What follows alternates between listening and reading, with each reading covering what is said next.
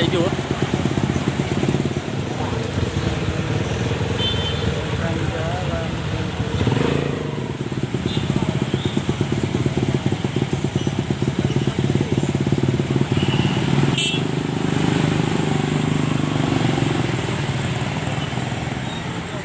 Lagi kegiatan untuk mensosialisasi terhadap lampu merah yang ada di kota ini. Bisa dijelaskan? Terima kasih.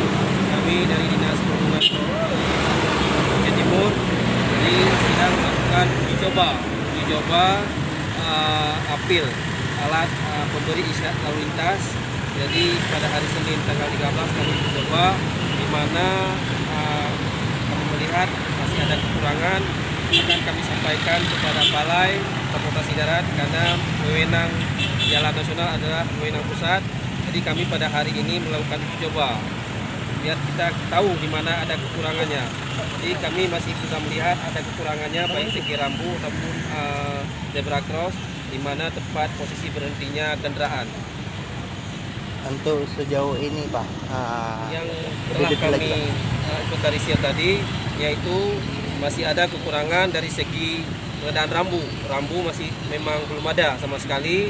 Jadi kami tidak sampaikan tadi secara lisan langsung kepada balai untuk melengkapi. Yang kedua dari segi zebra cross, tempat pemberhentian di mana posisi kendaraan itu berhenti, baik itu kendaraan roda 2 ataupun kendaraan roda 4, itu akan terpisah dia tempat berhentinya.